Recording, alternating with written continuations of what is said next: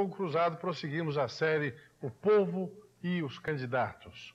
E o nosso candidato dessa noite, que se submeterá às perguntas dos nossos jornalistas e também às perguntas dos telespectadores, é o candidato do PRONA à presidência da República, Dr. Enéas Ferreira Carneiro, a quem eu agradeço a presença aqui.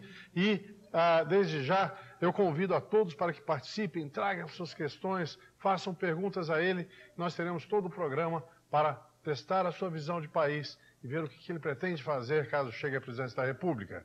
E, como sempre, em todos os nossos programas, de início, nós mostramos um documentário com alguns dados do nosso entrevistado para que o telespectador vá se afeiçoando à sua visão, à sua biografia e saiba alguns dados da personalidade que estará aqui. Vamos assistir ao nosso documentário.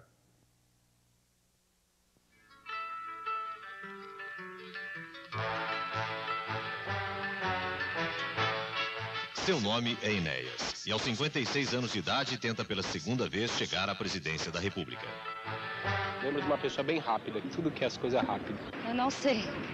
Eu não conheço muito o cara não, viu? Meu nome é Enéas. Tão engraçado que é só ele mesmo que... É isso que vem na cabeça de todo mundo, o jeito dele. Comigo haverá autoridade e responsabilidade no país. Meu nome é Enéas. É um cientista, um homem formado em medicina, matemática, física. Num país onde não se dá oportunidade, condições de estudos, ele venceu. As dificuldades pelas quais ele passou na sua infância forjaram muito o seu caráter, a sua maneira de agir. O menino pobre, filho de barbeiro, colocou o estudo no centro de sua vida. Desde o curso primário, suas notas eram as melhores da turma. Adolescente, ainda enfrentava dificuldades para estudar e escolheu a Escola de Saúde do Exército como o melhor atalho para chegar ao seu sonho, a Faculdade de Medicina. O desejo de formar-se médico não inibiu sua curiosidade por outras áreas do conhecimento. Graduou-se em Medicina, em Ciências Exatas e cursou ainda Filosofia e Letras.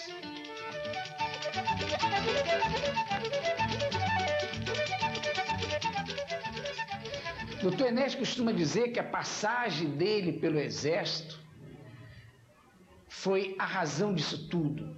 Ali ele aprendeu a obedecer, a ser obedecido, a praticar ordem, disciplina, respeito, a exercer de fato a democracia. Não há identificação pela esquerda, ou pela direita, ou pelo centro. Isso não existe. Isso é falácia. O que existe no Dr. Enéas é o propósito de formar no Brasil cidadãos. A candidatura dele é uma candidatura tipicamente de uma direita tradicional, porque tem traços extremamente autoritários, mas ao mesmo tempo se apresenta demagogicamente como candidato anti-elites e anti a própria ideia de política, porque é recusar algo que é essencial a uma democracia moderna, que é a organização e a representatividade. A carência de valores morais, sobretudo na administração pública, tem impulsionado o surgimento do discurso político antipolítico. Para uma parte dessa sociedade ainda imatura politicamente, continua atraente a ideia de que entre os candidatos exista uma divisão entre os que são políticos e os que não são políticos, como se isso fosse possível.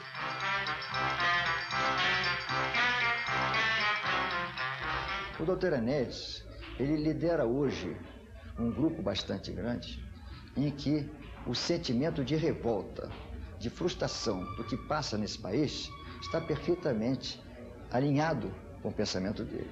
Então hoje nós temos no PRONA uma unidade de pensamento e de ideia, todos revoltados com esse estado de coisa, dispostos a restaurar nesse país a grande frase do Dr. Enéas: o país vive em desordem, restauremos a ordem, porque sem isso não tem nenhum trabalho que possa ser feito no governo. Ele representa um falso voto de protesto. A candidatura Enéas é assim mais ou menos como um voto cacareco, um voto de protesto que significa, em termos políticos e sociológicos, um subdesenvolvimento de formação política extremamente negativo para a consolidação da democracia. Crescem as conquistas sociais no mundo capitalista. Ressurge a iniciativa privada no mundo socialista. Nasce uma nova sociedade onde não há mais lugar para esquerda nem direita. Cacareco ou não cacareco, o fato é que a figura extravagante do Dr. Enéas capturou 360 mil votos nas eleições presidenciais de 89. Suas 59 aparições de apenas 15 segundos cada uma foram suficientes para bater 10 outros candidatos à presidência, alavancando a sua imagem para esta nova tentativa. Dr. Enéas, se dispusesse de 3 minutos em rede nacional, seria eleito no primeiro turno. No entanto, ele dispõe de 1 minuto e alguns segundos. Certamente iremos para o segundo turno. Eu acho que o Enéas, quando ele apareceu, não é aquela coisa de falar rapidinho, ele tinha pouco tempo, meu nome é Enéas, era genial, era um barato. É que agora ele está se levando a sério demais. Então agora ele fala, ele virou assim um mini fascistazinho, não é? Desse tal de Prona, fala em Estado forte, fala em ordem, daqui a pouco ele vai começar a dizer Anauê, não é? Então daí é ridículo. Há um resíduo no eleitorado brasileiro que será sempre sensível a um tipo de voto folclórico. Se Pelé fosse candidato, se a Xuxa fosse candidata, eles teriam muitos votos também. Então a candidatura Enéas acaba cristalizando esse resíduo que é sensível a um apelo folclórico, a um apelo do contra, a um apelo do espírito do contra mesmo, que se cristaliza nesse tipo de proposta e até mesmo no tipo de visual do candidato. Folclórico ou ordeiro? Autoritário ou austero? Qual Enéas essa campanha revelará? Qual Enéas essa campanha revelará? Um pouco disso nós poderemos tentar revelar nesse programa com o debate aberto com o candidato do Prona, Enéas Carneiro. Para discutir a sua candidatura, nós trouxemos 3 jornalistas. Estão conosco o chefe de redação de O Globo de São Paulo, Josimar Menezes. É nosso convidado também o editor de política do Diário Popular, Antônio Carlos Leite. E está conosco também o diretor da revista Imprensa, o jornalista Simval Itacarambi. O telespectador, através dos nossos telefones, poderá trazer as suas questões.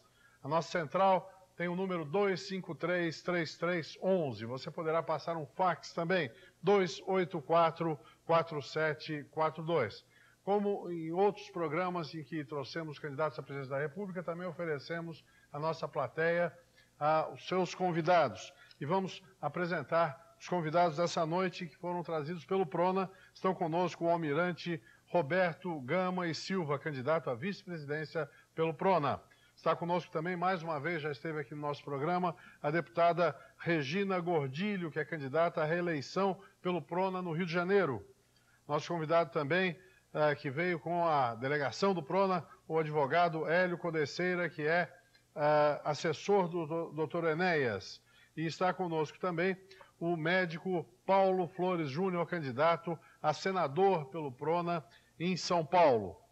Na fileira de cima temos o engenheiro Roberto Benedetto, também veio com o pessoal do Prona, Roberto Frota Decur, que é candidato a deputado estadual pelo Prona de São Paulo. Também o candidato a deputado federal, Dr. Paulo César Correia, está conosco. Também o administrador de empresas e diretor da Comissão Regional do Prona São Paulo, Milton Melfi. Conosco também a doutora Avanir Tavares Nimitz, que é médica e candidata a deputada federal pelo Prona. E também conosco a doutora Diva da Silva Nascimento, candidata a deputada federal pelo Prona. Doutor Enéas, iniciando o nosso programa, eu gostaria de pedir ao senhor que nos explicasse o seguinte: o Partido da Reordenação Nacional, Prona, né, é um partido que pretende uma revisão geral do nosso país, trazer uma nova ordem ao nosso país, como diz o seu próprio nome. E o senhor tem sido extremamente crítico em relação ao exercício da política no país e particularmente ao nosso Congresso. E eu lhe pergunto, como se dará essa reordenação da nação brasileira? Boa noite, doutor Enéas. Boa noite ao senhor, aos senhores jornalistas, aos colegas do partido e aos senhores telespectadores. Primeiro, permita-me só uma discreta correção. O nome do nosso partido é de Reedificação da Ordem Nacional. E a expressão Nova Ordem também, ela foi usada na Alemanha nazista. Nós não a usamos em nenhum momento no nosso manifesto, não. Isso não foi usado, esse nome.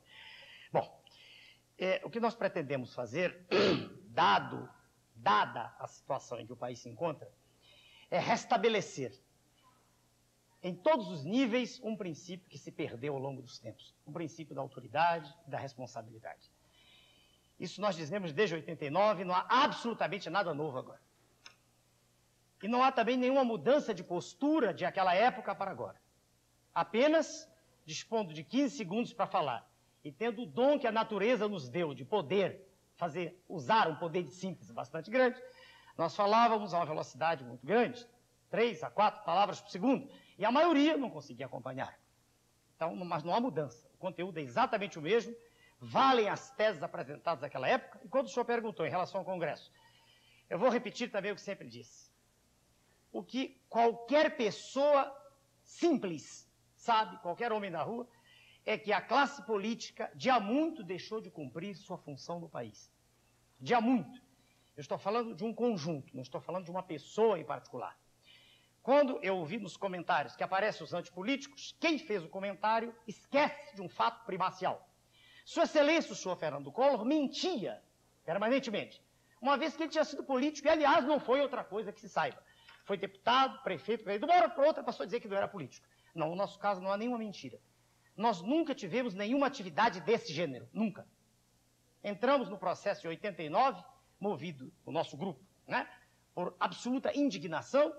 Esse sentimento aumenta nesses 5 anos, uma vez que qualquer pessoa é testemunha do que está sendo feito com a nação. Quando o senhor pergunta qual será o relacionamento com o Congresso, também eu digo, do nosso ponto de vista, os senhores congressistas não são piores nem melhores, são seres humanos. E, do nosso ponto de vista, claro que todo mundo tem direito de pensar como quiser, esse é o nosso ponto de vista. Falta ao Congresso Nacional, falta à classe política um projeto. Falta um projeto com vontade, determinação.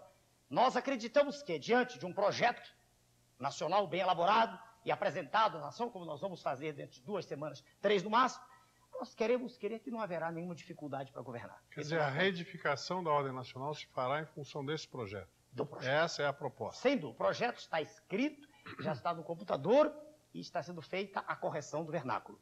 Esse projeto será apresentado dentro de 3 semanas, no máximo, à nação. Muito bem. Boa noite, Daniel. Boa noite, senhor.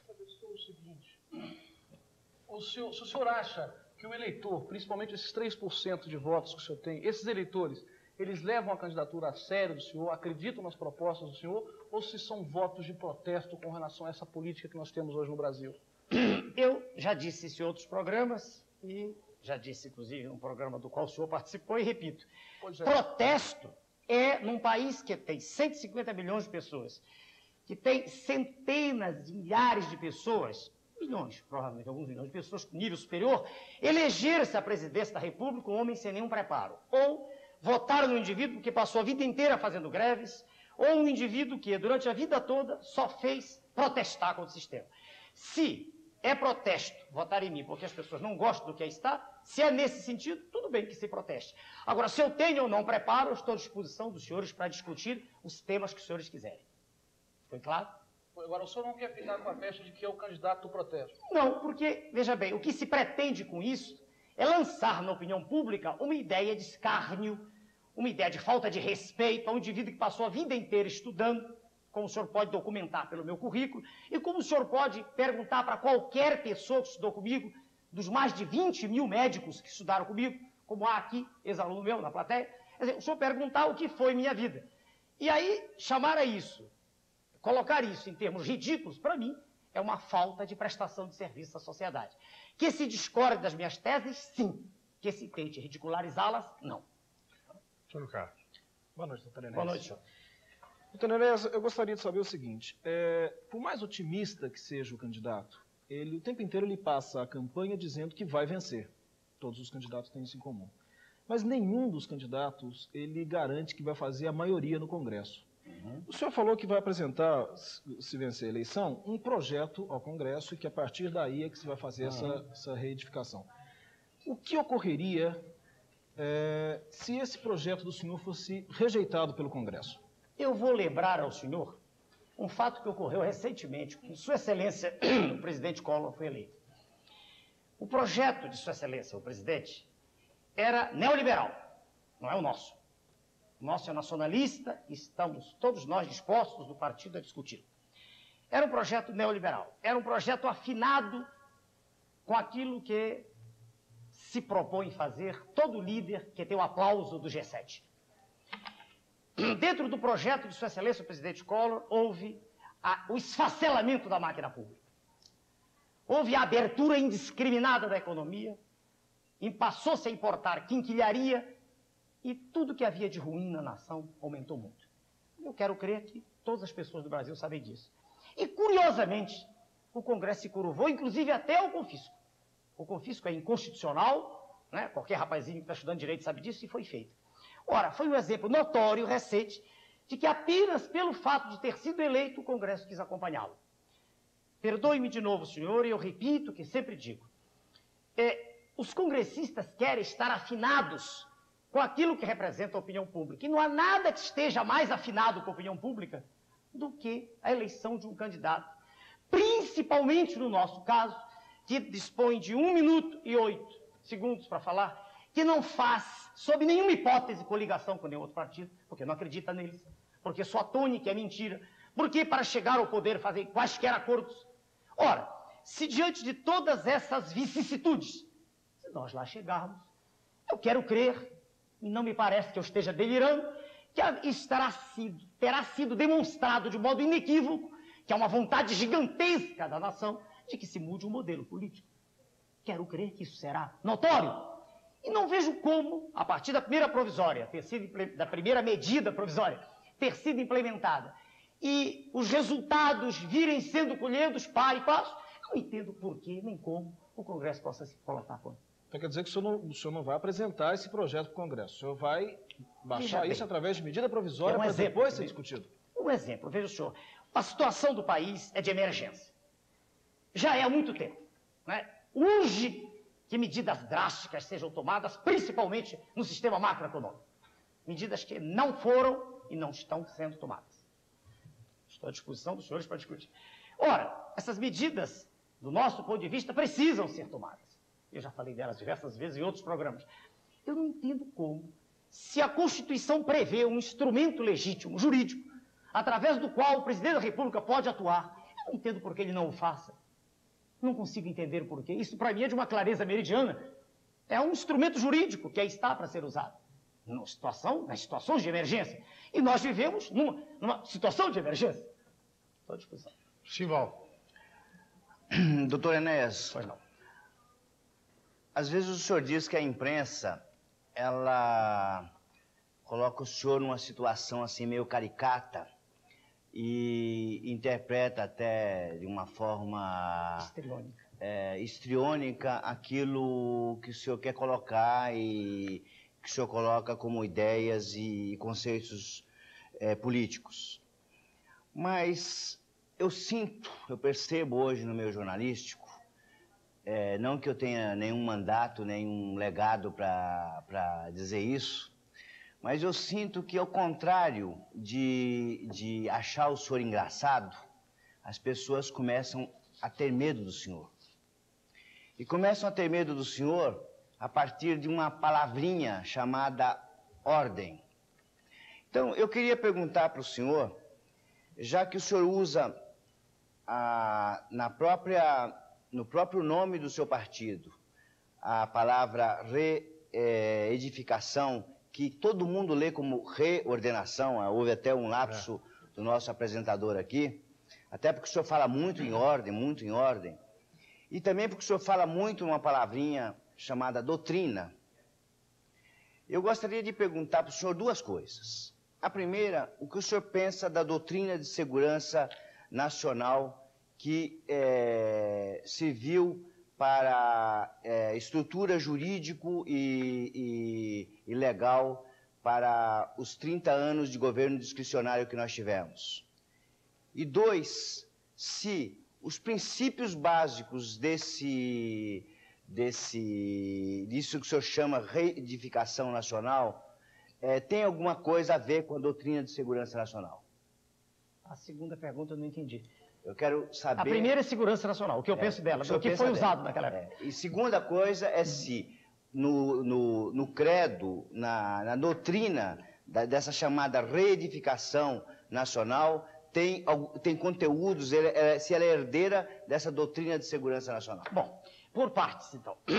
Primeiro, quando o senhor disse as pessoas, achou engraçado e tem medo, esse as pessoas é uma generalização. Eu peço licença ao senhor para dizer que eu fiz um desafio a um jornalista respeitado, extremamente sério. O nome dele é o senhor Marcel, do Jornal do Brasil, do Rio de Janeiro. E o senhor Marcel foi comigo à rua, aceitou o desafio e disse, e repito, a cada instante, que um jornalista vá comigo a qualquer esquina de qualquer rua, de qualquer cidade, de qualquer estado da federação. E que nós fiquemos parados. Não precisa que assessores vão à frente para procurar pessoas. Não, não. Vamos só nós dois. Fiquemos conversando. Esperemos as manifestações das pessoas que passam. O senhor Marcel documentou isto, ao vivo. Escreveu numa entrevista extremamente séria, imparcial, documentando o que viu e ouviu na esquina. A esquina era da Rua Visconde de Pirajá com a Rua Mariquitera, no Rio de Janeiro. Mas vale para qualquer esquina por onde passem pessoas, aleatoriamente. E ele escreveu, se o senhor ler, está lá a página inteira, lá embaixo ele diz, se depender do que ouviu, o doutor Ernesto está eleito. Então, eu lhe peço desculpas, mas quando o senhor diz as pessoas têm medo, não. Que a imprensa não goste, é um direito que ela tem. Que as pessoas que estão se dando bem com esse estado de coisas em que se faz o que se quer e ninguém é responsável por nada, que as pessoas que estão bem com isso não gostem de mim, tudo bem. Mas que não se generalize, porque uma coisa é o que os senhores dizem que o povo quer, outra coisa é o que o povo quer realmente. E isso será demonstrado através dos meios de comunicação a partir do momento exato em que eu estiver falando para a nação toda a partir de amanhã. Então, primeiro ponto, só para generalização, quando o senhor diz as pessoas têm medo, não é geral isso. Então, deixa eu só fazer a observação seguinte. Disse que os jornalistas, com quem eu converso, que eu sinto hoje, vê no senhor uma pessoa... autoritária. Não, eu disse o contrário. Antigamente, havia até um lado de explorar o aspecto histriônico do senhor. Porque ninguém tinha percebido. Então, hoje, as pessoas não veem esse lado histriônico, já é segundo plano. Perfeito. O que as pessoas notam e observam e faz parte já não é consenso, mas de um pensamento que está evoluindo, que crescendo, de uma observação, às vezes não muito formulada, não muito sistematizada. Não, no meu caso é bem clara. Com relação ao é que pode não ser. Não é? Bom, mas eu repito só o ponto, é que para o telespectador que ouve, que não fique a ideia de que são as pessoas, são as pessoas dentro do meio jornalístico. Aí tudo bem, perfeitamente de acordo com isso. Não só dentro do meio jornalístico, tem pessoas da sociedade, advogados, médicos, também têm essa preocupação, doutor Ernesto. Olhe, repito aqui, se o senhor quiser, o senhor sai comigo. E o senhor verá que estatisticamente não é isso. Existe uma vontade. Existe aquela simpatia de uma rua a 3 quarteirões do seu consultório médico? Não estou falando com as pessoas. Não, por favor, não fui eu quem escolheu a esquina. Aqui está o desafio para o senhor ao vivo. Escolha o senhor o lugar. Eu estou dizendo o seguinte, não confundamos a simpatia de um homem simples que grita, Enéas, com a atitude de uma pessoa que se aproxima, aperta a minha mão e diz, eu estou do seu lado.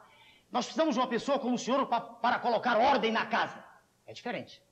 Quando essa pessoa diz isso, ela entendeu exatamente a mensagem. Ela não aguenta mais a falta absoluta de respeito por tudo. Ela não aguenta mais nem o sinal de trânsito ser respeitado. Ela não aguenta mais a deterioração dos princípios morais de que é vítima a nossa sociedade. E ela quer essa mudança. É essa pessoa que aperta a minha mão. Muito bem. Independente do número de pessoas... Quer dizer, a pergunta do senhor... Eu não cheguei lá, são as pessoas. Exatamente. Então, vamos... Agora, ok, eu vou adiante, mas é que ele interrompeu e, por educação, assim como o senhor falou em segurança nacional. O que eu conheço de segurança nacional é a proteção do território pátrio contra a agressão alienígena. É assim que eu vejo segurança nacional. Eu não vejo segurança nacional como controle da música que um cantor A ou B está fazendo. Não vejo importância nenhuma nisso. Estou sendo claro, como sempre. Para mim não tem a menor importância a música que o cantor. Se os militares fizeram isso, a meu ver, erraram nisso. Erraram. Friamente estou falando, não vejo nenhuma importância nisso. Vejo sim. A nossa nação hoje está entregue à espoliação internacional. Hoje nossas reservas de minério são mandadas para fora a preço vil. E o minério in natura, não é o minério trabalhado. Qualquer pessoa bem informada, e poucos são na nossa sociedade, qualquer pessoa sabe que o que nós já perdemos de manganês, de nióbio, de bauxita, etc., daria para nos fazer o país mais rico do planeta. Ora, Os nossos governos têm sido extremamente coniventes com essa situação. Então, quando nós dizemos segurança nacional, nós estamos falando do nosso território, nessas riquezas não renováveis, estamos falando da nossa Amazônia, que todo mundo sabe também, mas não é objeto de nenhuma consideração pelos órgãos governamentais. A Amazônia vem sendo invadida por indivíduos que se dizem missionários e são geólogos. Sua Excelência, o Almirante Roberto Gomes Silva, que está presente aqui, foi presidente do Grupo de Estudos do Baixo Amazonas do governo do General Figueiredo e testificou, documentou isso. Hoje ele está comigo por isso. Eu chamei pelo conhecimento profundo que tem da questão. E por ser um nacionalista como eu sou, eu luto pela minha pátria, pela nossa pátria. Ora, segurança nacional é tamponarmos as vias de acesso à Amazônia. Segurança nacional é desenvolvermos um esforço para que nossas forças armadas voltem a ter o poder de dissuasão em relação ao exterior. Vamos parar com essa pilhéria de que não há inimigos lá fora, não há países amigos, há jogo de interesses permanente, jogo permanente. É só nos lembrarmos do Oriente lá o que aconteceu com um país que não tinha exército. Esse processo todo de que faz parte o interesse internacional em desvalorizar as forças armadas, em desmoralizá-las, em fazê-las objeto de ridículo, em fazer com que não haja rancho para o soldado, em quebrar a disciplina, em dizer que isso não tem importância, é fazer com que a nação, que tem tudo para ser a maior nação do planeta, fique entregue às baratas, como ela está hoje. Hoje, nossas forças armadas não são mais forças, nem estão armadas. Ora, isto, para mim, estou deixando claro para o senhor, é segurança nacional. O resto, não. Eu posso fazer uma observação? À vontade.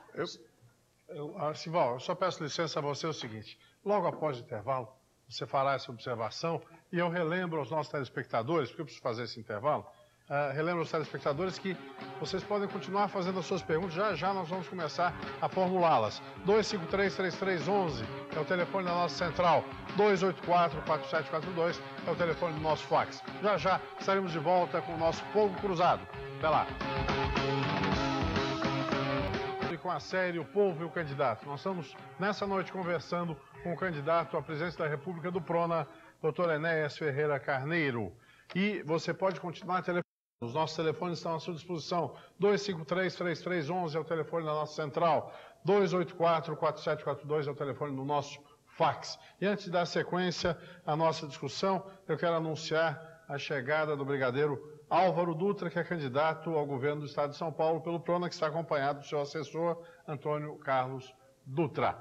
Muito bem, eu interrompi o Simval quando ele ia fazer uma observação. Simval, com você a palavra. Não, doutor Enéas, quando o senhor começa a falar sobre segurança nacional e limita esse tema apenas à questão das fronteiras e do inimigo externo, e começa a atacar a questão, por exemplo, das riquezas naturais que estão saindo, eu acho que o senhor está sofismando, porque, na realidade, não compete ao Exército ficar cuidando se missionário está tirando nióbio ou coisa desse tipo. Eu acho que o senhor está sofismando na medida que o senhor está saindo do eixo central da questão que, no fundo, a doutrina da segurança nacional criou um Estado juridicamente discricionário. E o senhor começa a pegar coisinhas pequenininhas e fazer um discurso grandão em cima disso aí. Quero só o direito de responder. Sim, antes que o senhor... Não, eu ainda nem comecei a responder. O senhor fala, senão... Aí sim passa a ser discricionário. Senhor Simval, não são coisas pequenininhas não, senhor Simval. Primeiro que eu não fugi de nem, eu pensei que o senhor estava falando disso. Fugi de nada. Não fugi de nada, nem tenho esse hábito. Eu vou dizer ao senhor, aos senhores e ao telespectador exatamente o que eu penso. Aliás, direi com a maior clareza possível. Tenho absoluta convicção das minhas teses. Não é minha natureza ficar fazendo o que o senhor disse, não. Só lembrar que isso não é coisinha pequena, não. Não está indo embora coisinha pequena. São milhões de toneladas de minério que vão embora para o exterior. É um dessangramento da nação. Um minutinho, não é nada pequeno. São milhões de dólares. Bom, bilhões. Agora voltemos para a questão. Eu não sabia que o senhor estava se referindo ao Estado discricionário. Não era isso. Não ficou claro para mim, nem para o almirante que está aqui. Conversamos no intervalo, eu não entendi isso. Agora que o senhor disse que é isso, muito bem. Não há ironia nenhuma, não, senhor Silva. Estou falando exatamente o que eu penso. Vamos lá. Não é ironia que eu falei. Não há ironia de sofisma que eu falei. Mas nem sofisma. Sofisma pressupõe a não correspondência bionívoca entre o que o indivíduo pensa e o que ele diz. Eu penso exatamente que o senhor não foi claro na pergunta. Um minutinho. Ó, agora o senhor foi. O Estado militar, nas suas posições discricionárias que assumiu, e nós nos lembramos todos, eu nem tinha nenhuma atividade política, eu, como cidadão, nunca tive nenhum problema naquela época, nunca. Eu dava aula, era médico, nunca tive problemas. Como, aliás, a grande maioria da população não teve problemas.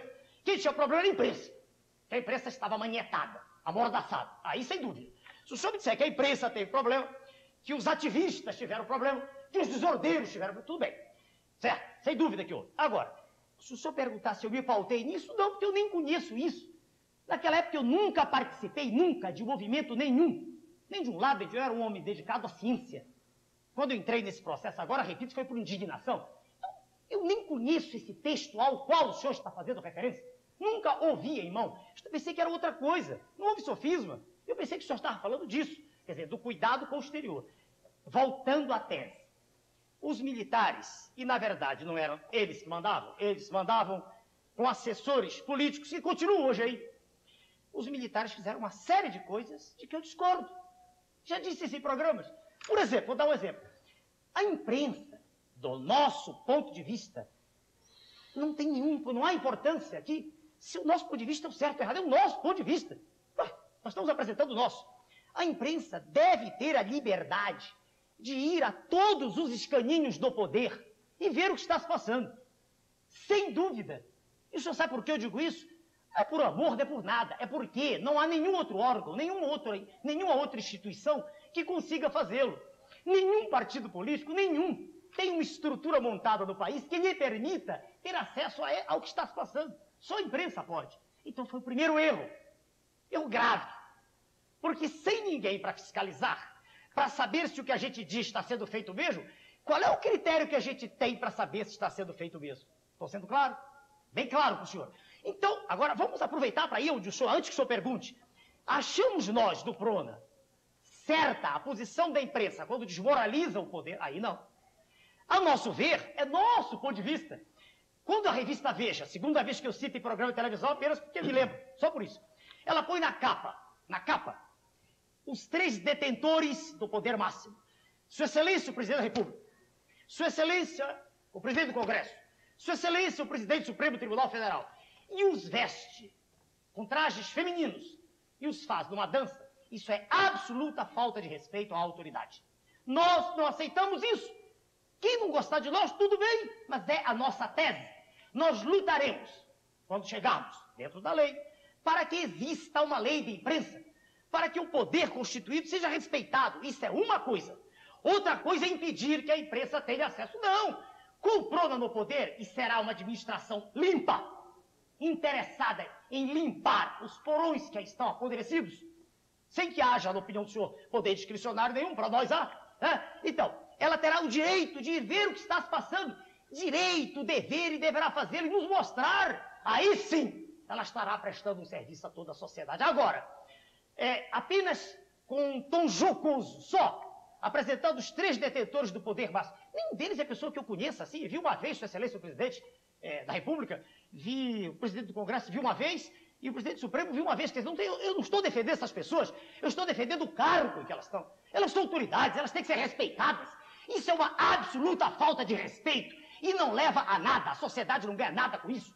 Eu não conheço nenhuma vantagem, e os senhores estão à vontade para mostrar uma, algo que seja ganho pela sociedade. E eu mostrar o Presidente da República, o Presidente do Supremo, vestido de mulher, eu não entendo. Eu não entendo. Estou sendo sincero, o senhor queria saber. O senhor, quando se manifestou em relação ao período da ditadura que nós vivemos no país, o senhor disse que quem teve problema foi a imprensa, que foram ativistas e que foram desordeiros. É verdade. Né? É essa avaliação que o senhor faz? Ou seja, a avaliação que o senhor faz no que seja um regime autoritário, 20 anos de ditadura, é um regime que prejudica a imprensa, desordeiros e não militantes? é só isso, não. Eu acabei de dizer, e há muitos erros. Qual é a avaliação que o senhor faz de um regime autoritário? O senhor acredita que um regime autoritário, por vezes, possa trazer ao país uma forma de reordenação, por exemplo? Senhor Alexandre, aí estava na frente. Perdão, eu vou completar porque eu acho que a minha pergunta ela completava tanto a do Simval quanto a do Alexandre. Queria saber do senhor o seguinte: o que os militares fizeram que o senhor gostaria de repetir no seu governo? Desenvolver o parque energético. desenvolver o parque industrial, fazer com que haja uma ativação da macroeconomia. Isso é uma coisa boa. Agora, o que eles fizeram de errado? Uma opção de coisas. E respondo ao senhor agora. O processo educacional, de maneira nenhuma, eu farei daquele jeito. Também porque eu não vi educadores ali naquele grupo. Eu sou educador há mais de 30 anos. Eu não preciso de meia dúzia de assessores me dizendo o que fazer. Há mais de 30 anos eu educo. E se eu tenho 1000 médicos por ano que pagam para estudar comigo, é porque eu lhes ensino alguma coisa. Se não, se os médicos pagam e o regime é de disciplina, e tem testemunhas aqui presentes, ou seja, a aula é com respeito. Se até o momento em que riem na sala, é porque Deus me deu o dom de ser engraçado. Riem, não é nada demais, aprendem. Uma coisa é ordem, outra é falta de respeito. Então, se eu tenho todo esse background, ensinei português, ensinei matemática, eu sou educador. Eu não li livros sobre educação, nem li jornais sobre educação. Eu sou educador, eu educo há mais de 30 anos. Então, o processo educacional dos militares foi terrível. Não adianta entrar, já sou contra. O sistema de saúde ficou em frangalhos. Mas há um aspecto só do qual a gente descura. Os militares já saíram há bastante tempo do poder. Nem me lembro, teve que fazer as contas desde quando o general Figueiredo acabou, trouxe o Sarney. Há bastante tempo. Não melhorou nada. Piorou. Só melhorou para a liberdade de expressão. Aí, sem dúvida. Mas para a massa marginalizada, não melhorou nada. Os índices de bem-estar social pioraram. Se o senhor quer que eu faça o balanço sincero, ele aí está. E é preciso ter cuidado também com a palavra autoritário. Uma coisa é fazer valer a autoridade, como eu digo sempre. Outra coisa é não permitir que opiniões distintas apareçam. Ora, no nosso próprio partido, no PRONA, nem sempre há consenso. Nem sempre. Às vezes são pontos de vista conflitantes. O que nós fazemos é nada de votação. Paremos, reexaminemos a questão, porque deve haver algo que é melhor para a nação. Hoje mesmo eu estive a convite, não como disseram na televisão, que eu fui fazer comício. Não fiz nenhum comício até hoje. Não gosto disso. Eu sou candidato à presidência da República. O meu lugar de falar é através dos meios de comunicação para 150 milhões de pessoas. Não gosto do modelo convencional. Não fui, é mentira a televisão que disse. Posso provar. Eu fui convidado pela Federação da Indústria do Paraná. Estive lá hoje. E qual não é minha alegria quando, ao entrar na reunião, onde fui expor os mesmos pontos de vista, dizendo que nós não somos do partido a favor de empresários, nem de operários, de uma coisa e outra, nem de médicos. Nós somos um partido para defender a sociedade como um todo. Essa é a nossa tese. Nós acreditamos que o Brasil vive num estado de atetose, em linguagem médica, incoordenação, um certo tipo de incoordenação motora. A nosso ver, desapareceu o que se chama, em geopolítica, vontade nacional. A nosso ver, o Congresso se estraçalha para o lado, levado por mil interesses. Então, a nosso ver, é preciso que exista, aí sim, ordem, exista um projeto apresentado, e uma vez aprovado, que se siga em frente. Mas nós não somos contrários, em nenhum momento é que uma opinião, alguém chegue com vontade de acertar, e não apenas como hoje no Congresso, em que não se aprovam projetos apenas que são de outro partido. Todos os senhores sabem Mas que determina essa diferença entre a pessoa que está criticando por boa-fé, por essa determinação de boa qualidade que o senhor enxerga e aquele que está agindo em função de algum outro interesse? Eu digo ao senhor Alexandre Machado, pelo conteúdo da proposição e por tudo aquilo que a pessoa fez na sua vida chamada política. Sim, mas quem é que vai determinar, então, o parlamentar, quando ele apresenta uma restrição a uma ideia que foi colocada? Primeiro, quem é que determina se isso é algo que vem de uma boa cepa ou se é algo que tem Permita-me. Veja o senhor, conosco, com o nosso Grupo Brasil é, por excelência, nacionalista. Ele diz não à ventania neoliberal, de modo claro, contundente e inequívoco. Pronto, está definida a posição. Posições contrárias a essa em particular, isso é uma viga mestra. Isso é uma viga mestra. Haverá uma centralização doutrinária, haverá uma doutrina. Volta aí. Por exemplo, quem deve ter prioridade? O indivíduo, veja o senhor, no atendimento médico, uma hipótese, veio à minha cabeça agora, no meio de tantas. Ao nosso ver, o que deve ter mais prioridade é a unidade básica. Hoje, se o senhor perguntar para uma pessoa pobre, ele diz assim, posto de saúde só serve para vacina e para tratar a tuberculose. É a resposta dele. Não é para mais nada. Não, a nosso ver, não. Ponto de vista, a doutora Diva, que está ali presente, a doutora Vani, 2 médicos, doutor Paulo, 3 médicos, que eu estou vendo aqui 3. E mais o grupo nosso diz assim, não. A prioridade deve ser, nós investimos maciçamente naquela unidade de saúde que está perto do cidadão. Perto, aquilo que está ali, não é, atendendo o cidadão bem ali, quer dizer, um programa de aleitamento materno, um programa de acompanhamento familiar, que não existe hoje, nós estaremos evitando entre 80% a 90% dos problemas médicos. Nós não estaremos entulhando os hospitais com filas enormes, monstruosas, com queixúnculas. Essa é uma tese para nós, veja, senhor, faz parte já de um contexto em que ela é uma viga mestra. Quem chega propondo que se faça um investimento em tomografia computadorizada, ele vai ter que mostrar para nós se é prioritário naquele lugar a instalação da tomografia ou não. O senhor está entendendo? Então, quando quem está no poder tem preparo, e por isso nós defendemos o preparo, por isso que a moça disse que era da direita, sim, porque nós não acreditamos que uma pessoa possa dirigir uma nação sendo um homem sem preparo. Quando a pessoa detém esse preparo, é infinitamente mais fácil o julgamento. Ora, agora, se nos chega uma tese, veja o senhor, e diz assim, não, mais importante do que o curso básico primário é a universidade. Prove-nos por quê. A pessoa disse, a universidade é importante porque precisa haver pesquisa. Concordo. A universidade particular, ela não tem por que investir em pesquisa, porque o resultado vem a longo prazo. A pesquisa não dá, a pesquisa básica de que eu estou falando, ela não dá resultado a curto prazo. Então, a universidade, ela precisa ser do Estado. Concordamos. Mas que se invista mais dela do que no básico, não, nós não aceitamos. O governo é voltado para a sociedade como um todo. E quem precisa muito mais é o básico. Porque quem tem o bom primário, já diz um professor meu de pneumologia no Rio de Janeiro, doutor Tarantino, quem tem um bom primário terá a boa universidade. O senhor está entendendo? É claro que eu estou falando aos pedaços, né? Em fragmentos. Mas são essas teses, com o vigor de que elas são dotadas, que serão apresentadas em um livro, que estará à disposição dos senhores, para que os senhores o critiquem. Estive hoje nessa associação lá, Federação das Indústrias, e ao chegar ele disse, no meio da conversa, o cidadão me deu um trabalho, eu olhei os juros ouvidos, falei, muito obrigado, exatamente o que nós pensamos. Alguém na plateia lá disse, não é essa a questão, tudo bem, prove que não é. O professor Dércio Garcia Munhoz, professor titular de política econômica na Universidade de Brasília, que não é do nosso partido, não. Homens de bem de quaisquer lugares são bem-vindos. Homens que querem dizer, ele nos mostrou de forma consubstanciada que a evasão dos recursos da nação não é só lá para fora, como falamos ainda agora, é aqui dentro. O sistema financeiro está aurindo, está se nutrindo de importâncias vultosas. Agora mesmo, nesse mês que acabou, reportagem de O Globo, Jornal do Senhor, agora dos últimos dias de julho. 4 bilhões, com a letra B para o telespectador, B de bravo, 4 bilhões de dólares, segundo o Globo, foram pagos como serviço da dívida interna. Só que o professor Munhoz discorda. Eu estou citando alguém que nem é do nosso partido. Poderia citar o professor Marcos Coimbra, que é professor da Escola Superior de Guerra, esse está no partido, que pensa exatamente assim.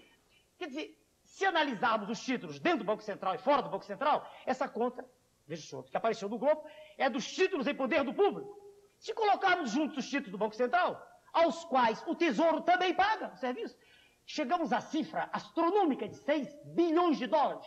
Depois se diz que não há recursos. Ora, se alguém começar a discussão por esse sentido, eu digo, não, o senhor é o inimigo da pátria, o senhor está mentindo, porque há recursos. É mentira dizer que não há. Ah, mas é um déficit público fabricado. Coloca-se na linha da despesa, na coluna da despesa, colocam-se as importâncias vultosas pagas como serviço da dívida. Quer dizer, são essas, a palavra em moda, falácias, né? São essas mentiras, essas afirmações contrárias ao interesse da nação, com o que nós não concordamos. E o senhor dirá assim, por que outros não dizem? Porque tem medo, porque estarão lutando contra um monstro. É verdade, há um monstro com a cabeça lá fora, os tentáculos aqui dentro, e há indivíduos aqui na nação que participam ativamente disso, se enriquecem horrivelmente do dia para a noite, enquanto a maioria da população não tem dinheiro para a escola, para a saúde, e não há coragem para se dizer isso. Eu desafio os senhores, com respeito, mas que neguem o que eu estou dizendo. Eu disse hoje numa federação de indústrias, ninguém negou. Eu disse em programas com assessores, colegas dos senhores economistas, conversei com o senhor Antônio Candir, ele disse, não, o problema então é que o senhor vai agir de modo autoritário. Lá vem a palavra de novo. Toda vez que se quer implementar alguma coisa séria, aí é autoritário. Por favor. Quer dizer, do nosso ponto de vista, alguém tem coragem para enfrentar esse poder monstruoso que está destruindo a nação?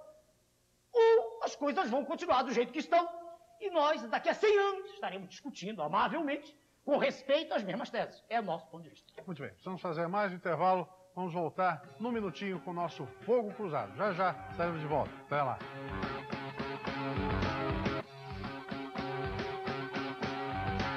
Estamos nessa noite entrevistando o candidato do PRO na presidência da República, Dr. Enéas Ferreira Carneiro. E eu quero, antes de reiniciarmos a nossa conversa dessa noite, a pedido do candidato, dar o telefone do PRONA aqui em São Paulo e no Rio de Janeiro.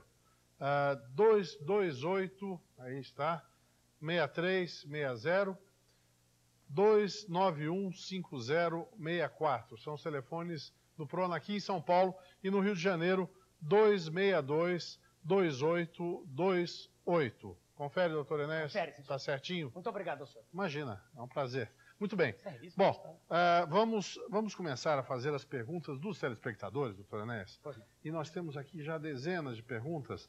Eu quero começar com a pergunta de Franklin Hirk, de São José do Rio Preto. Ele é pecuarista. E ele pergunta o seguinte: se eleito em algum momento, o senhor fecharia o Congresso, se necessário? O que acha de Fujimori, presidente do Peru? Essa pergunta se repete a todo instante. Já ficou claro, quero crer, ficou claro, que não há nenhuma necessidade... Bom, primeiro que isso é inconstitucional. É inconstitucional. E nós dissemos no início que ordem pressupõe cumprimento da lei. A lei está para ser cumprida. Então, isso é um assunto que nem deveria vir à discussão, mas, prosseguindo, não há nenhuma razão para que se feche um Congresso, uma vez que aquelas pessoas que estão ali foram eleitas e, fundamentalmente, do nosso ponto de vista, o que falta é só uma vontade, só isso. Ou seja, o senhor jura a Constituição brasileira e cumpre a Constituição brasileira. Veja o senhor, isso foi essa a pauta nossa desde que fundamos o partido. Perfeito. Um minutinho, não, mas eu quero insistir. Quando suas excelências, os congressistas, numa atitude discricionária, veja o senhor, no que o senhor chama democrático hoje, tiraram-nos o direito da candidatura legítima, uma vez tínhamos o partido com registro definitivo, e contávamos com representação, dona Regina Gordilho, presente aqui, deputada federal, quando eles nos tiraram esse direito de modo discricionário, e não houve nenhum órgão de imprensa que nos defendesse, nenhum. O que é que nós fizemos? Usamos a lei, fomos ao Supremo Tribunal Federal, demos entrada numa ação de inconstitucionalidade, e graças ao Criador, e à luz dos senhores magistrados, ganhamos maioria absoluta. Então, nós queremos lei, nós queremos ordem, vou mais longe. Veja o que aconteceu, o que acontece pelo mundo. Quando a imprensa, agora da Copa do Mundo, tentou filmar no lugar onde não podia, o que foi que se disse? Aqui existe ordem. Primeiro mundo. Quando na Suécia, uma senhora, minha amiga, professora de fisiologia cardiovascular, deixou de levar o filho à escola porque estava vindo da Noruega numa visita, colega minha amiga, médica, ela deixou de levar e, cansada, chegou à porta da casa dela, um representante da escola. Ela ficou espantada, não, a senhora não mandou seu filho à escola. Ela disse, desculpe, tudo bem. No dia seguinte, ela esqueceu de novo, cheia de problemas. Veio um policial, ela foi autuada. Ela foi à delegacia dizer por que o filho não vai à escola. Isso é primeiro mundo. Só existe desordem aqui. Aqui é que é muito cômodo tudo isso que acontece. Muito Nós bem. queremos ordem e respeito à lei. É isso. Carlos Augusto, técnico em eletrônica, pergunta se a ideia de disciplina do senhor tem alguma ligação com os princípios da TFP. Tradição, família e propriedade. Partido do qual eu sou presidente nacional, que eu saiba, elemento ligado à TFP. Não tem. Da TFP há uma publicação que já li, vamos dizer sempre como eu gosto da verdade, que é o Amanhã de Nossos Filhos. Não tenho certeza, parece que é ligado, não tenho certeza. O Amanhã de Nossos Filhos, se é isso que está se referindo o telespectador, é uma publicação séria, que se preocupa com o que está ocorrendo no horário nobre, vou eu de novo, diz respeito à formação de valores das crianças. Cenas de sexo, de lascívia, de luxúria, são apresentadas em horário nobre. Isso é um absurdo. Então, se o telespectador está se referindo a isso, em particular, se é a isso, eu digo, estou de acordo, a isso. O resto eu não conheço os fundamentos do que é TFP. Estou sendo sincero, não conheço. O radialista Edmilson Lucena, de Mossoró, no Rio Grande do Norte, pergunta, se eleito, o que o senhor fará para resolver a questão da fome e da seca no Nordeste? Dá para responder rápido. O problema da seca e da fome no Nordeste não é um problema do Nordeste, é um problema político. Puramente. Vamos usar os conhecimentos de geopolítica que adquirimos no convívio saudável com Sua Excelência o Almirante Roberto Gama e Silva, que conhece o assunto melhor que nós. E é pelo pré-técnico que foi convidado para vir para o nosso lado. O Nordeste tem de águas de superfície um valor do qual apenas 17% são utilizados. No Nordeste é perfeitamente possível a utilização de águas subterrâneas, que são em quantidade bem maior do que as águas de superfície. É perfeitamente possível realizar-se um projeto como esse que se apresenta agora, utilizando São Francisco, Tocantins, e isso só não foi feito até agora, por falta de vontade, de decisão. Então, o Nordeste não é o que se diz ser. Para resolver o problema do Nordeste, evitar o êxodo dos nossos irmãos do Nordeste de lá, basta ter vontade de atuar lá. E isso nós temos. Respondi? Muito bem. José Barbosa de Souza, da Vila Matilde, ele é industrial, pergunta qual a sua opinião a respeito do Plano Real.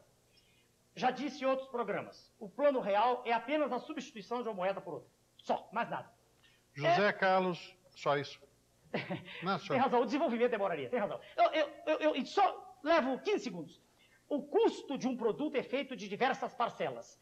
Para se mexer na inflação, há que mexer naquilo onde o governo pode mexer. Taxa de juros e tributação. Enquanto não se mexe nisso, a inflação não acaba. José Carlos, microempresário, pergunta o seguinte, se acontecer de Lula e Fernando Henrique chegarem ao segundo turno, qual dos dois o senhor apoia? Nenhum. Eu estou fora do circuito, se isso acontecer. Não acredito que aconteça. Mas se acontecer, estou fora. Não tenho nada em comum com nenhum desses senhores. Não acredito em nenhum deles. O funcionário público Hamilton, de Dourado, no Mato Grosso do Sul, diz o seguinte, o senhor já se demonstrou preocupado com o sucateamento das Forças Armadas. E qual a sua opinião e do seu partido para melhorar a questão da segurança interna e das polícias? A segurança interna, constitucionalmente falando, não é problema da União, é problema dos Estados-membros.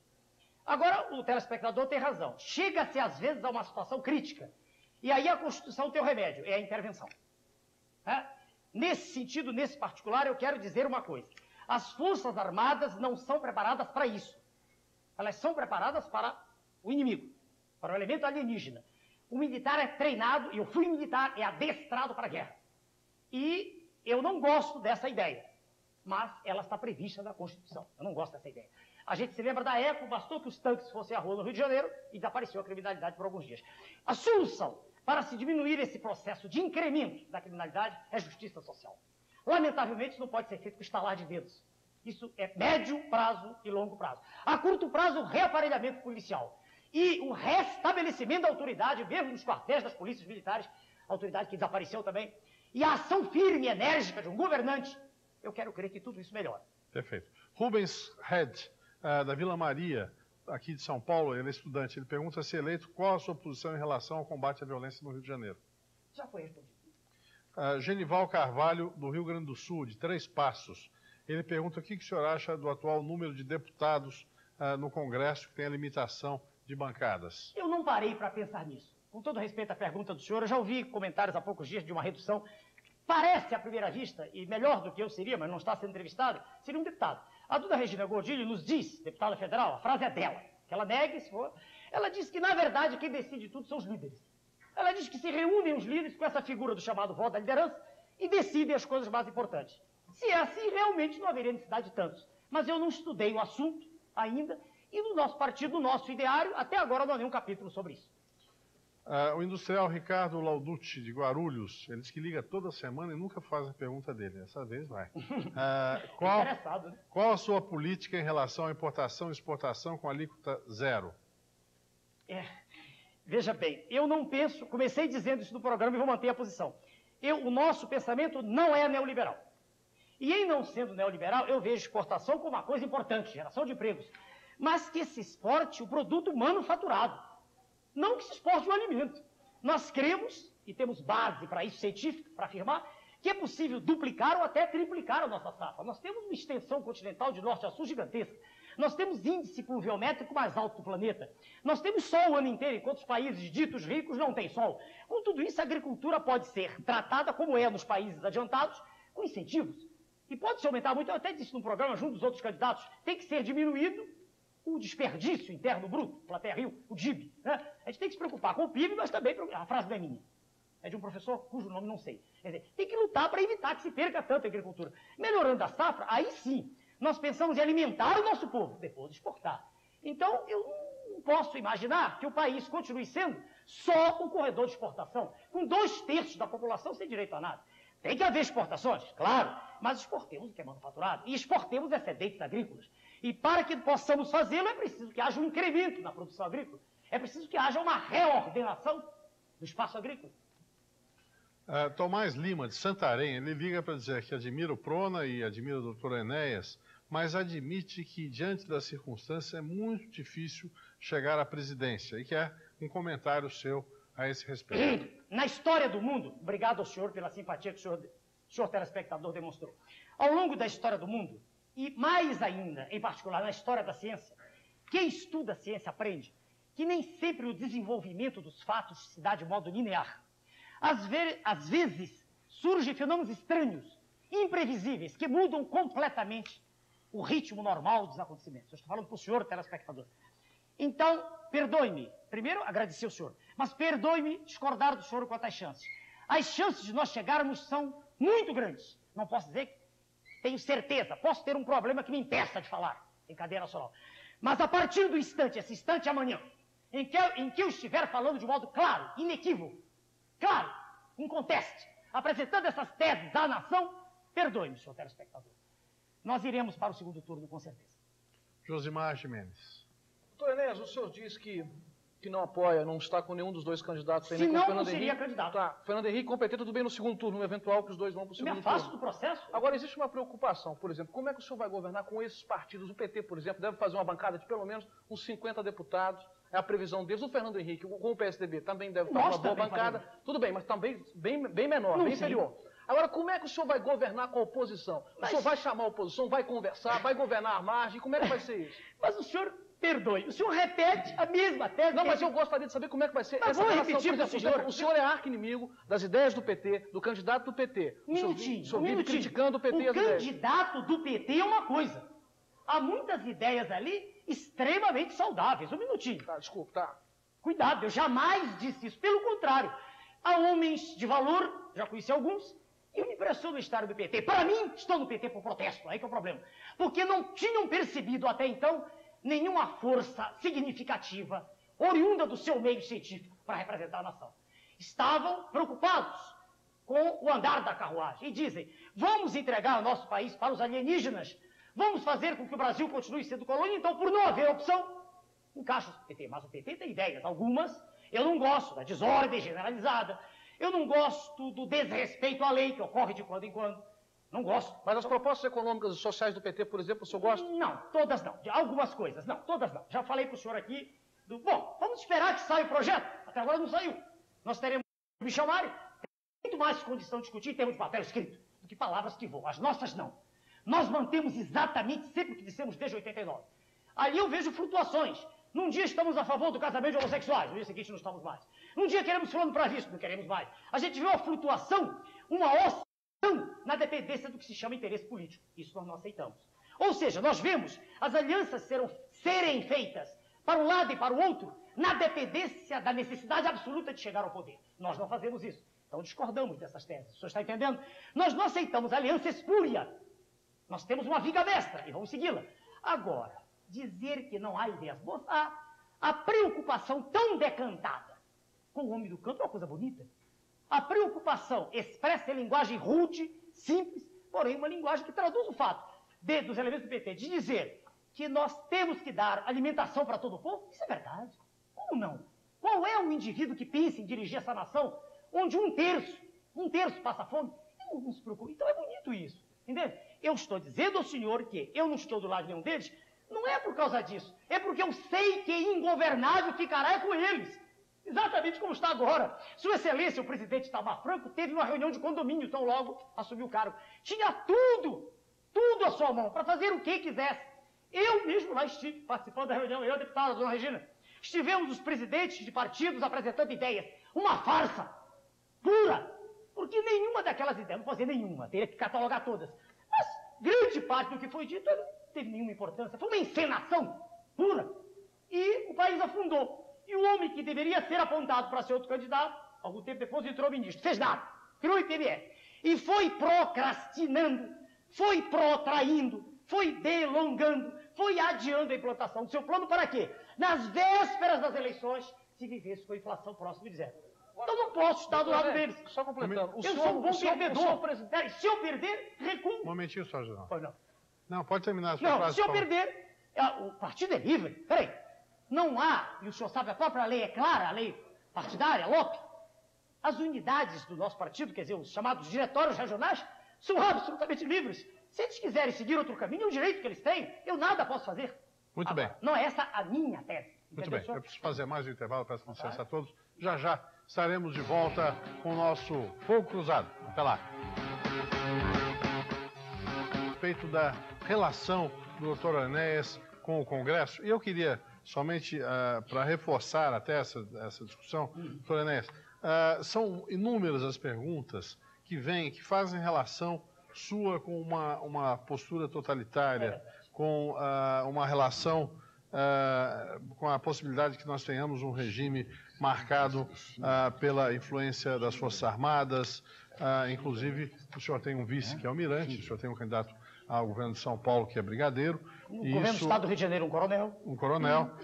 Então o senhor tem do Rio de Janeiro, vem, por exemplo, se o senhor fecharia o Congresso, extinguiria a liberdade de imprensa, o senhor já falou até a respeito desses temas. O advogado Sérgio das Perdizes pergunta por que o senhor faz questão de ser tão agressivo, se isso não vai distanciá-lo do jovem. Gustavo Húngaro dos Jardins. Posso respondendo? Eu sou como eu sou, só para o senhor telespectador. Eu não faço questão de ser de um jeito ou de outro. Não há ninguém me fabricando, né? Não há ninguém mexendo em mim, não há maquiadores, não há consultores de, como é o nome, de marketing, não há nada disso. Eu sou assim mesmo e nunca pedi voto a ninguém. Eu apresento a tese como ela é, sincera.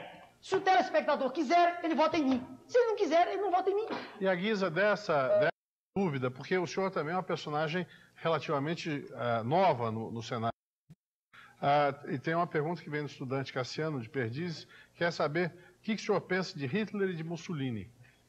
Hitler, se é possível falar de algo positivo, se é possível, só uma coisa positiva que vejo.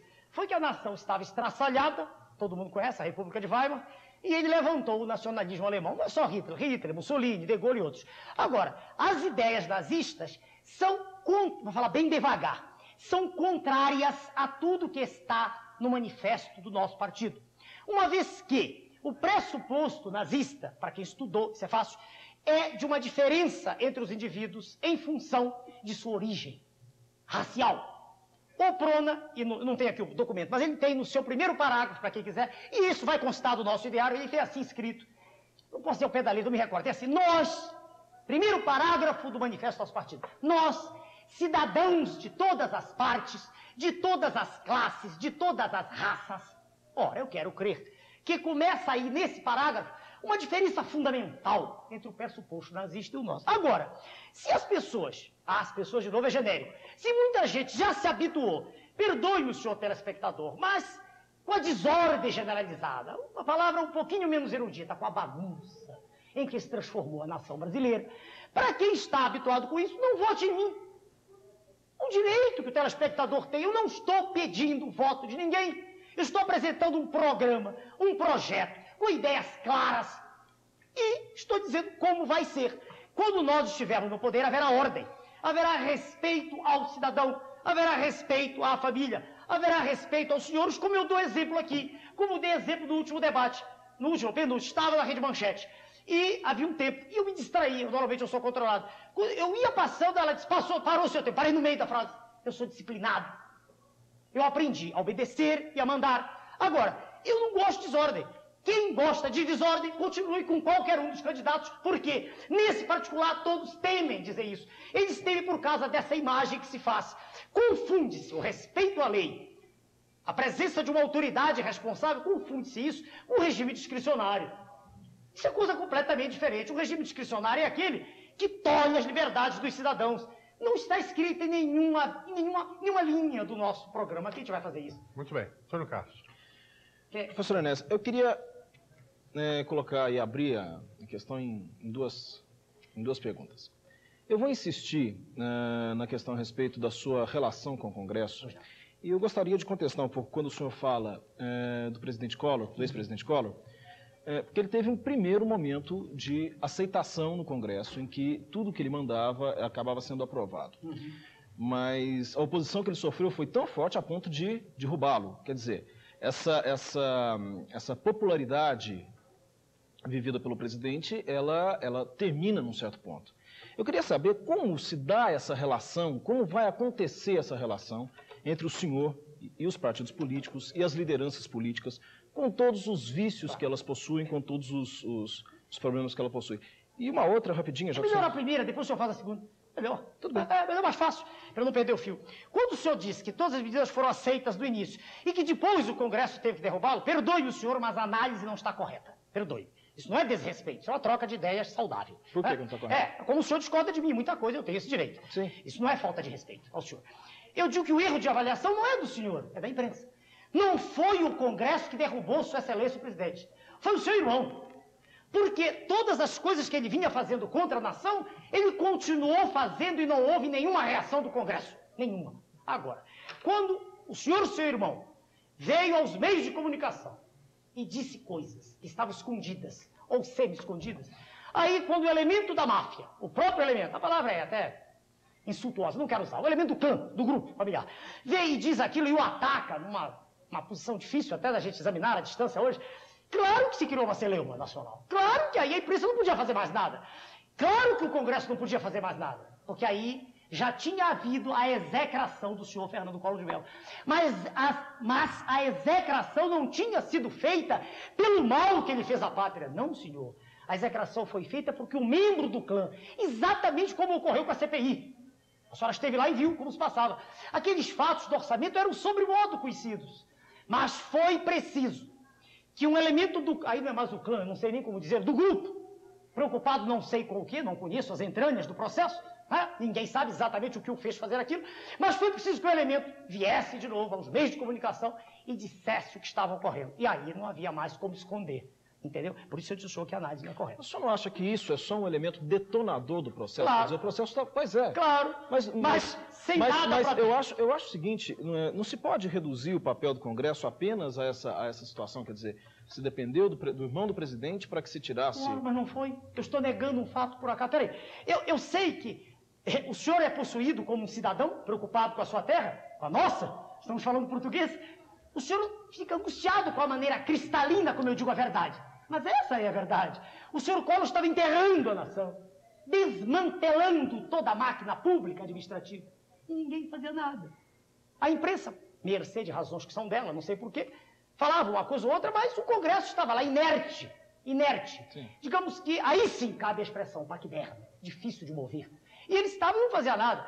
O senhor disse que foi detonar, sim, mas se não tivesse havido quem detonasse, estaríamos do mesmo jeito. Mas houve. Houve não do Congresso. Houve de um elemento do clã. Mas houve. Mas foi muito bom. bem, muito bem. Pois não? Muito bem. Simval. Segunda pergunta. Não, ele tinha mais uma. Não, tudo bem, eu cedo. Doutor Enéas, o senhor citou há pouco aí, dentro da doutrina, um começo de princípios sobre quem participa, quem pode ser filiado ao partido e o que ele... Cidadão de todas as raças, todos os credos. Exatamente. Minha pergunta objetiva, e eu parto de um princípio que o papel aceita tudo, é o seguinte, eu queria saber se no PRONA existe militantes judeus, ainda que seja algum Oscar Schindler, se existem negros, se existem homossexuais. Pois não, vamos começar por judeus. Uma moça, moça já de 30 anos, né? É judia, doutora Sofia Axelrod Finkel, fundadora, minha aluna, acredita em mim, membro fundador. Foi à Bélgica, voltou, está em Mato Grosso do Sul, e disse, como estão as coisas? Eu disse, indo muito bem, fundadora do partido, se tem um, basta. Negros, por acaso, negro. Bom, eu descendo de brancos, negros e índios, o melhor exemplo. A não ser que a performance minha facial negue, porque eu não tenho nariz da raça negra, mas a minha barba é espessa, crespa, certo? A minha pele é azeitonada. Eu sou mistura de brancos, portugueses, negros e índios. E segundo, um colega só falou negro, eu me lembrei de um negro típico assim, que você pode chamar o negro mesmo, é difícil encontrá-lo. Um colega meu, do grupo da Comissão Executiva Nacional, doutor Samuel Além Neto, médico, é negro. Quer dizer, quando o senhor divino, um dos elementos, muito obrigado, doutora Diana, um dos elementos daqueles que mais acreditam no que eu digo, dos mais ligados, que creem nessa força que nós temos, é um homem humilde, um homem que tem primeiro grau, é um ex-sargento aeronáutico, é um homem que deu sua vida, está até internado atualmente, com crise hipertensiva, disse, eu estou dedicando a minha vida, isso é uma causa, como disse o senhor de São José do Rio Preto, na nossa convenção nacional, a senhora estava lá, muitos estavam, um homem de 70 e poucos, eu não aguento mais isso que está. Eu acredito no senhor, no seu preparo, na sua vontade de acertar. Então, não há essas discriminações. Quando se for homossexuais, eu me lembro de ter encontrado que dissesse eu sou homossexual. Tem que fazer força me lembrar, senhor. Mas parece que Tocantins, parece, eu não posso afirmar. O comportamento homossexual, veja, senhor, só quando ele é explícito é que a gente pode garantir que o jeito é. Entendeu? Então não faça discriminação de tipo nenhum. Mesmo porque, vamos repetir aqui, para evitar qualquer contradição. Eu já disse diversas vezes, aquilo que nós não aceitamos é o comportamento, veja, vou repetir o que foi objeto de pergunta, não sei se foi do senhor ou de alguém, foi do senhor. O comportamento da atividade homossexual ser apresentado como exemplo, e isso sim. É um comportamento que se afasta das leis da natureza. Mas o homossexual é um cidadão e que tem que ser respeitado, tem que ter direito ao trabalho, que tem que viver como qualquer um de nós. Agora, permitirmos em legislação o casamento homossexual, ponto de vista do PRONA, não.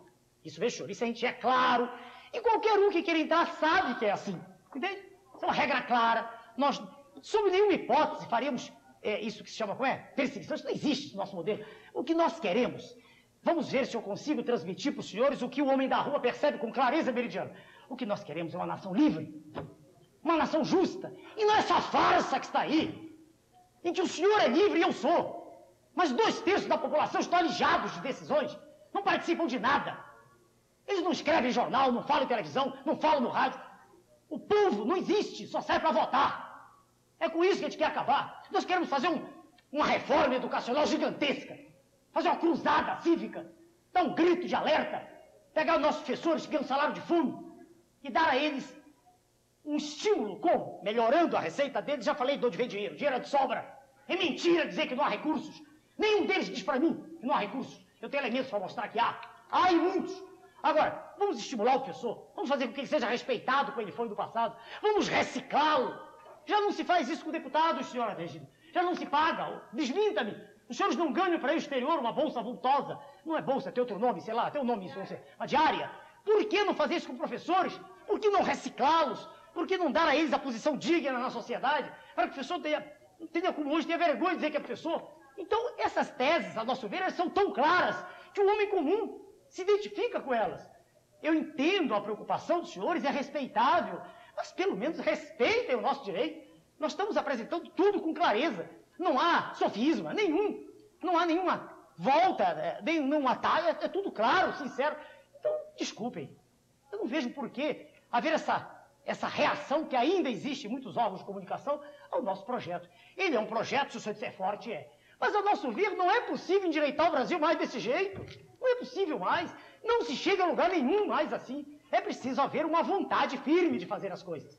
Essa é a ideia. Muito bem. Precisamos fazer o intervalo. Voltamos num minutinho com o nosso Fogo Cruzado. Até lá. Voltamos com o Fogo Cruzado e, como sempre, voltamos com aquela angústia do programa que termina sem o tempo necessário para abordar todas as questões que nós gostaríamos.